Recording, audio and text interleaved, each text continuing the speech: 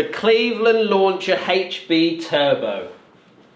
Doesn't get much better looking than that, does it? Nope. Absolutely stunning. We're going to do a little review for you today on this product. Got Lester and Lee with me to help me review this club. We're going to give you sort of the ideas of what it looks like, what it feels like, the spec on it. We're going to take it on the golf course. We're going to give you some numbers and share with you our thoughts on this club. Don't forget, if you are new to the channel, welcome. Hit that subscribe button. Loads of golf content coming your way. But let's get out onto the golf course. There is a lot of detail going on that driver, isn't there? Just look at all those go faster stripes. Is that what they are? I don't know. They're a little bit there for aerodynamics, I'm sure. Oh yeah, but no, I like the top of this. Do you? I like the matte finish. I think it looks really nice. Although putting it at the ball, there's one big thing worrying me, and that is how closed this face is.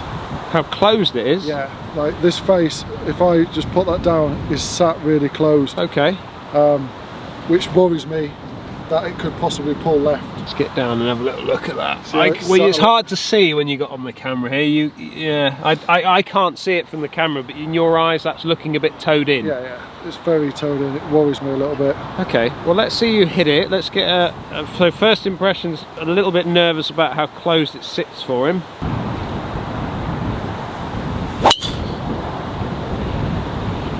Now, if it snows, we're blaming you. That has gone so high. That has gone very high. That was a very tinny, tongy sound off the face when you hit that. And that came out the middle. You struck that well, yeah? What is that? You know what thing? The wind's left to right, and as soon as I hit that, I kind of expected it to be like over there somewhere. Okay. And the fact it's just gone straight right is that closed face stopping that going sliced, in my opinion, because as soon as I hit that, that is a normal massive slice for me. So I'm a little bit happy that it's gone straight. Right. Happy with that then? Happy with it, happy but it with worries the sound? me. What about the sound on it? That's just loud. No. It's quite loud, isn't it? It's a no-no from that? Definite no on the sound.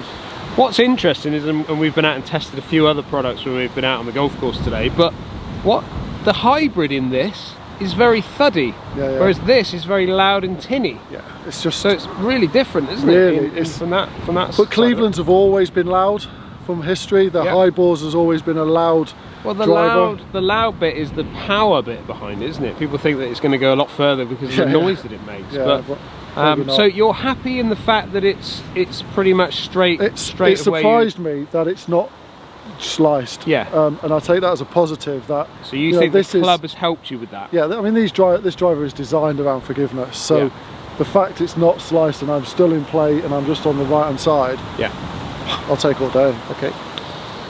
Now I know you've had a Cleveland driver in your golf bag before. I bought it off you, I remember. Yeah. I didn't get on very well with it. No. But this is not dissimilar, is it? They've kind of kept the same type of profiles throughout the years of the Cleveland drivers. It's very much similar shape to the one I had. They've obviously got this sort of etching, the bit, it looks like the ping to me from the top. Yeah, a little bit of that going on, isn't there? They had the dragonfly technology, isn't it? It's similar to that really, and you've got a little couple bits cut out as well. Yeah. So they're moving weight around up there, trying to get some aerodynamics and all sorts going on there, aren't they? Visually I like it. What about underneath then, the visuals, you know, looking at it from the shop point of view, if we had that in our pro shop, how's that going to look to people? Are they going to pick that up? I mean, I like the all dark finish. I had an F7 LTD which was basically all black matte finish, had no writing on it at all. I mean, I probably would even take these out and make them sort of black as well, which would look quite cool, I think. Stealth mode. Yeah, I mean, I like it generally. I like the look of it. Yeah. I understand, like what Lee's saying, it sits slightly closed, but I would just adjust and open it fractionally to suit my eye. But I'd actually like this one, the actual visuals of it. Well, let's see if you can keep it a little bit lower than what Lee got it. Yeah. Well, that's a decent flight, Bernie. That was a little bit more penetrating than probably what Lee got out of it. Just keeping it down the down the left-hand side. What was the sound? Where have you struck that? It's high toe. High toe. So pretty much spot on to what you were always trying to achieve with it. Yeah. So sound-wise? Sound-wise, very loud. It's quite very tinny. almost, you know, I mean, a proper loud. I mean, if there's people on the golf course, they'd have heard that. They'd have heard that, and they would have looked round. But the flight was good on it. It wasn't too high. It was quite penetrating because we are into the wind, and the shape was good as well. I really like it. That's the driver for me that I do. You like that? Yeah, I like that. Yeah, that's good. Yeah. So instantly, I see what Lee is seeing. I mean, this club, it just, when I put it down, it just wants to tilt in. Like it just. Did you find that, Lester? It does, yeah. It just tilts in. Whereas I now want to. I'm trying to do this. I'm fighting against it at address, which, you know, for most players, they will let a club sit and then they'll adjust it to what it sits, how it sits perfectly in their eye.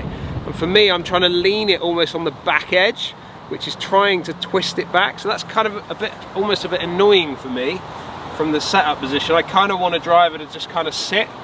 And if I can't get it to sit properly, I want to adjust it so it will sit properly.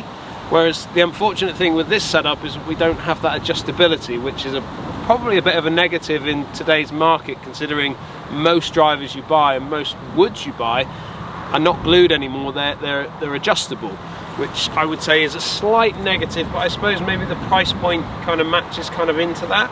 I said it when I did my review of the hybrid, but the writing on the back, like, I understand this is not too offensive for me. I like the look of the top of the club.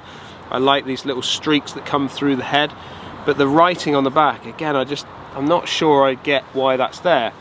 The only saving grace for this point of view is that there is a little mark on top that I can frame the golf ball up to, so it kind of takes my eyes a little bit away from the writing. But again, I'm not sure why the writing would be in there in my eye line.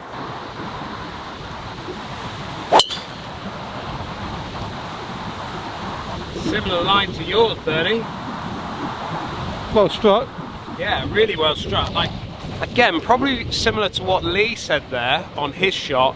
He expected it to really move on the wind, and I've got to say, I kind of expected mine to go a little bit on the wind. I was playing down the left to allow it to move, but I think there's obviously something in here that's helping that ball straighten out. It definitely didn't want to curve off to the right as much as what I was expecting.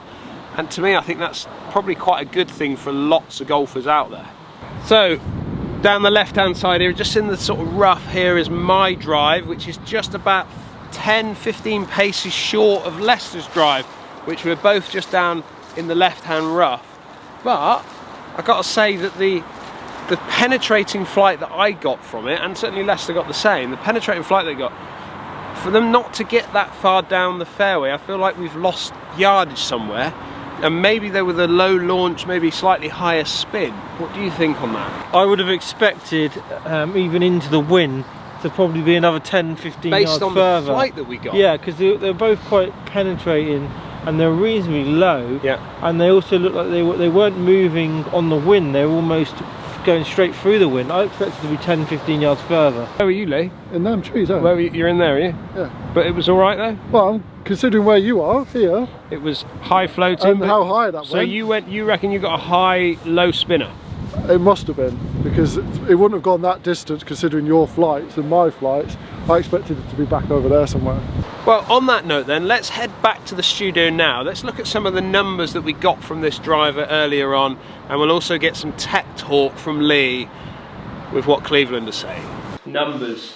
Ball speed off the face, 154. Launching it at 13.4 on an average, so decent that. But spin, 1,500 on an average in the spin, peaking at 24 yards high and 238 yards on an average on the carry. You were really struggling with this, weren't you? Yeah. If we go over to the actual reasons why, you're 6.6 degrees closed with the club face. Yep. And that's what's causing this problem for Lee. He's got that club face way closed, he's hitting everything slightly left of target, he's delivering low loft, low spin. That's going to be the problem with it. So we're going to have a little play with that on the golf course. Right, Bernie, numbers. 155.8 on an average ball speed off the face. You've got one out there at 158, so it can get some decent ball speed off the face. 14.2 on an average in the launch. Probably like to see you get that down a fraction. Yeah. Obviously we're restricted on what we can do with that driver, manoeuvring the head. 2.6 in the spin, I would say that's pretty much spot on. When you've played your best golf, that I've seen with that F8 driver from Cobra that you really liked, that you sold, that was giving you around those sorts of numbers. So that was giving you the best performing when you got out onto the golf course. And I think that's quite an important factor that you would have to take into consideration when competing and trying to play to a scratch or +1 handicap that you're off now. 40 yards high on an average. A little bit high, maybe. A little bit high, but again, relating to the launch, isn't it? But 266 on an average carry, so decent carry. Yeah, I mean, I've got a couple of. I've got two. You got one at 280 and 275, so those are some really good numbers from that. I like it.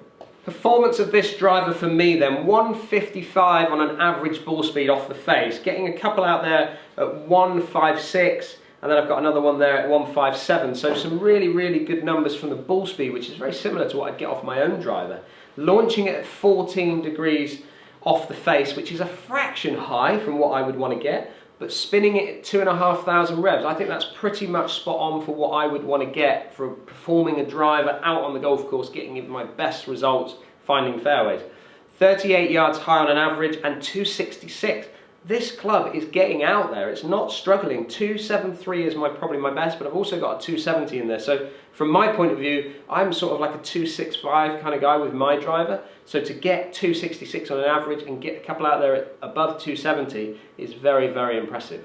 The spec on the Cleveland HB Launcher turbo driver. So let's look at the face first. This has a turbocharged cup face. The new turbocharged cup face, enhanced with a new variable face, provides higher COR over a larger impact area for increased ball speeds and more distance. The redesigned highball crown lowers the centre of gravity by 2.2 mil, enabling a lower CG position, whilst the ultralight hosel redistributes weight low and deep for a higher launch and more forgiveness. And that can be seen on the head, where it has a slight dip down into the crown from this part here.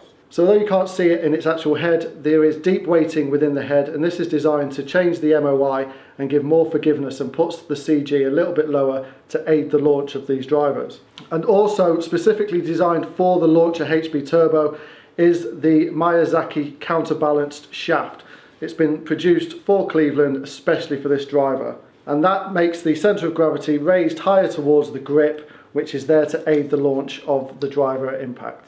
So, for this continuous challenge, Lee... Continuous that I'm 2 up on. Yes. I think this has got to be the straightest drive. Okay? So we're going to go straightest drive now. So fairway nearest the centre of the fairway? Absolutely. Fairway nearest the centre of the fairway is what this club is all about, okay? Do you know what I'm worried about there? What are you worried about? Now we're downwind off the right, that closed face, that kept me in the hole the last one. There is out of bounds all the way down the left-hand side. I am. Yeah, let's get this working then. Right, we need straightest tee shot, okay? So we're going to go centre of the fairway, straightest tee shot. On the theory, aiming over those trees. Okay, let's see it. Basis of theory. Oh, it's trying. Look at it coming back. That is a great shot. Is it coming back enough? Has it got anywhere near the fairway, Lee? I think it's right edge of the right edge, is it? Yeah.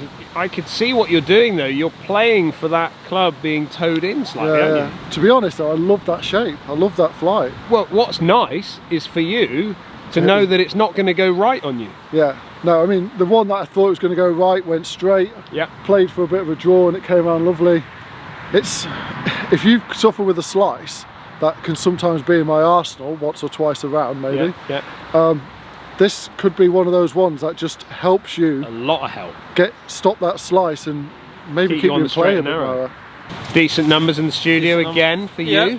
Not bad at all, was it? No. It's just a little spinny, which is what we kind of expect from it. Yeah. But gameable in some ways. Definitely, yeah. Yeah, it's a fairway finder, isn't it? Well, let's find out because we're about to hit that middle of that fairway now. Now you've put yourself under a bit of pressure. So, middle of the fairway, Lee is not in the fairway, so you're going to what? Are you going to play for this little bit of draw, yeah. You're going to play for it, yeah? I'm going to aim right side of the fairway and bring it back. Okay. Downwind. Plenty of wind. Oh, that is an absolute bullet ball. He doesn't even need to look at it, does he? Just picks his tee up, strolls in, happy. That's how you do that. That is how you do that. Basically hit centre stripe there. Well, that's not. I thought that was the idea, wasn't it? Is that not what you're trying to do? No. No, it was just a great golf shot, Lester. Thanks, I appreciate that. I think you could easily put this golf club in the bag. It means a lot coming from you. Thank you. Right, so pretty much what we expected then from the studio, a little bit on the spinny side, but still decent numbers, decent carry numbers. I'm going to aim up the left and hit a little cut. Oh yeah? With that? Impossible! Well, exactly, that's why I'm doing it. They say this is all towed in and helping those faders, but... That's in the greenkeeper's compound. There. Oh, it's pretty good. There's pretty good. fade. Yes. Oh, Bernie, that is going to be close. That is going to be close. Who said that you couldn't fade this driver? Me. Yeah. What have you just seen there? Baby fade. Baby fade. Yeah, but you're better at manipulating face than I am. But the good thing about it is, for those that are not slicers of the golf ball and just want something that's going to go pretty straight, this thing can work as well, can't it? I mean, I've just hit the shape with it that I wanted to hit. That, haven't you? You know, Lester and I have hit two very good drives with it there. It's and you got it working how you wanted it to work. Yeah. It didn't turn over quite as enough, but it still did what you wanted it to do. It did what I wanted it to do, not what I expected it to do. I expected it to be in the greenkeeper's shed, but I just think it works. Yeah. It's just an easy club to hit. Value for money as well. And if you're not looking to spend 400 plus on a driver, then there's your winner. Yeah, 100%. Absolutely right. Absolutely right. Here we go then. Here is me. I am not in the centre of the fairway. That bag is just left the centre. I will pick this one up here towards Bernie. And here he is. Now, I would say you are literally a pace off centre stripe. Pace off centre stripe. I'm not going to lie, I'm a little bit disappointed. You are? I'm trying to hit centre line and I've missed it by about a yard. Well, you've hit a cracking golf shot there. Lee, where are you? You're further up on the right-hand side there. Further, there you go. You got it? There you go, perfect, yeah. Just didn't draw back on you. Go on then, tell me. What do you think? Well downwind, didn't it? Performed very well. You could see there though that the previous shot that we hit, it was just that little bit spinny, which obviously we lost a few yards from it. But you've hit two great drives with that out on the golf course. We are playing in quite extreme conditions. Winter conditions. It's not only cold, but it's very windy out here. But I mean, that driver, I mean, from my numbers in the studio and on the golf course, yeah, definitely if I was playing a nice tight golf course, I could put that in the bag. I don't think you would suffer at all with putting that in the golf bag. No. And Lee, what did you think? I'm a little bit surprised by it and quite impressed. Out in the studio, I was pulling it left. Yeah.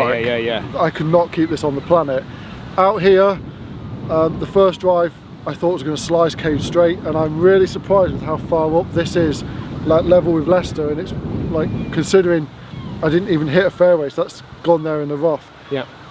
This is a contender. If I'm struggling with driver, to stop that right shot, this is a contender to go in the bag. Like everything I test. Anybody who hits it with a slice or sort of a left to right shape, that is definitely going to help them out with that club 100%. Face being slightly shut, helping them to square that club face impact. I mean, and this isn't even the draw biased head. There is a draw biased head that comes with this as well. So there's them options for those people who are hitting it right are there to solve your issues. For me with this driver, I'm impressed not just from what I got from it, but from what all three of us kind of got. It's very rare that we come out testing drivers and we all get kind of similar results. For me, this is such a forgiving head. I kind of see what Lee's saying about the slightly towed in effect, and some drivers do come out of the mould where they're slightly towed in, and one downside is the fact that this is a glued head.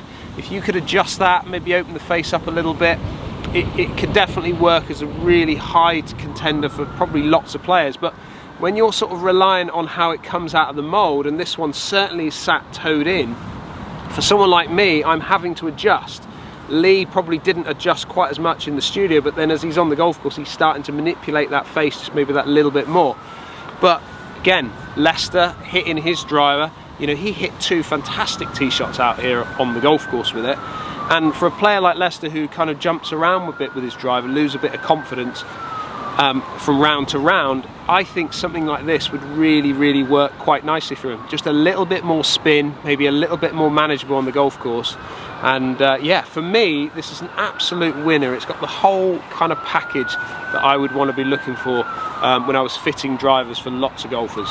So let me know, are you someone that has used a Cleveland driver in times gone by? I would like to hear what you have to say. And also, is it a driver that you would want to go out and test and get fitted for yourselves? Put your comments down below.